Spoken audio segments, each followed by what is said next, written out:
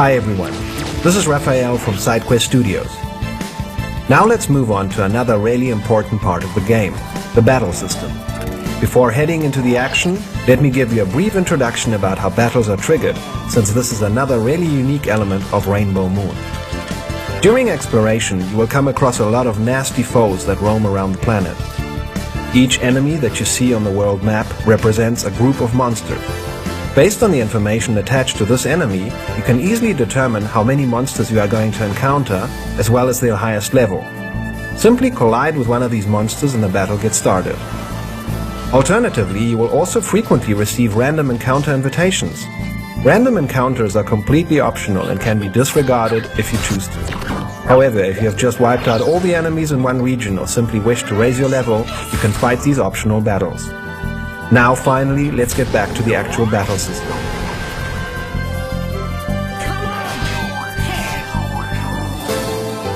All battles take place on a grid-sized map and are completely turn-based.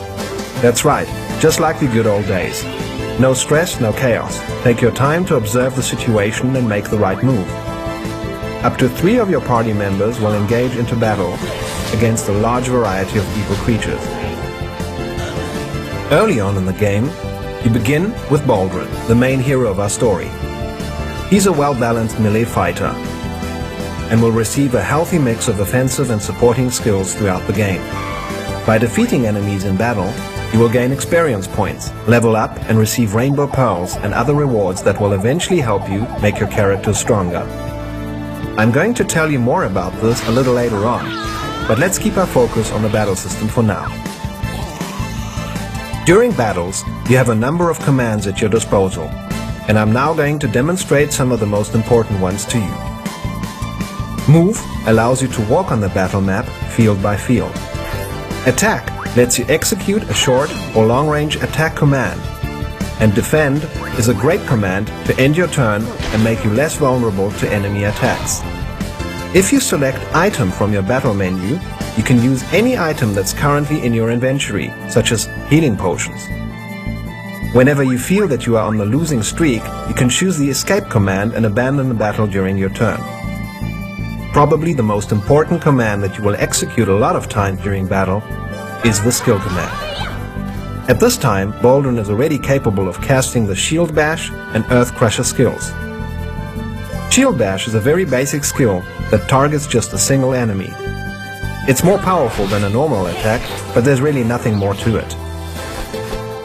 Executing skills will cost you mana points, or in short MP, and Shield Bash is on the cheap side, costing just 2 MP to execute. Earth Crusher, on the other hand, has the ability to hit 2 targets at once.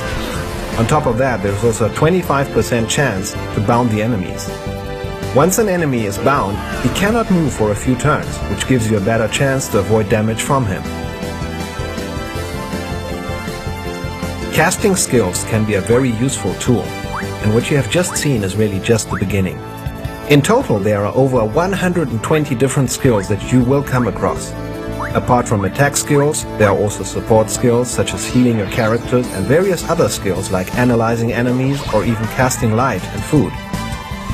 Further negative conditions that you can inflict on others include poisoning your enemies, slowing them down, dazing them, and many others. Whenever you hit an enemy, the inflicted damage is based on 2 systems.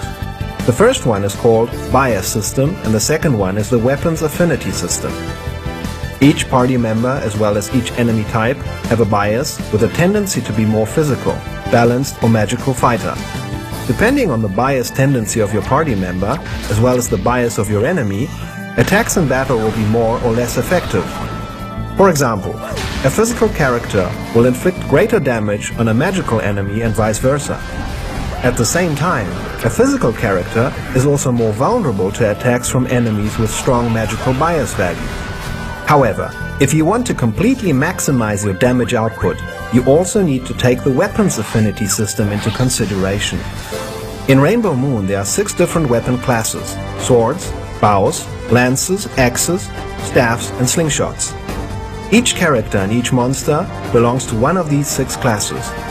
Each weapon class has a counterpart that it is particularly strong or particularly weak against.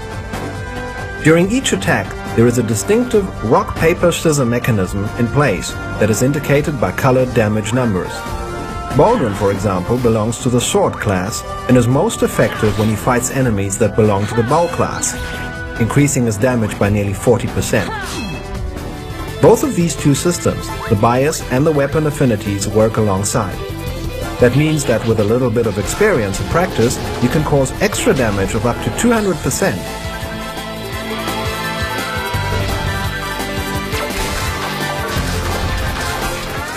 I know this may all sound a bit complicated right now, but don't worry.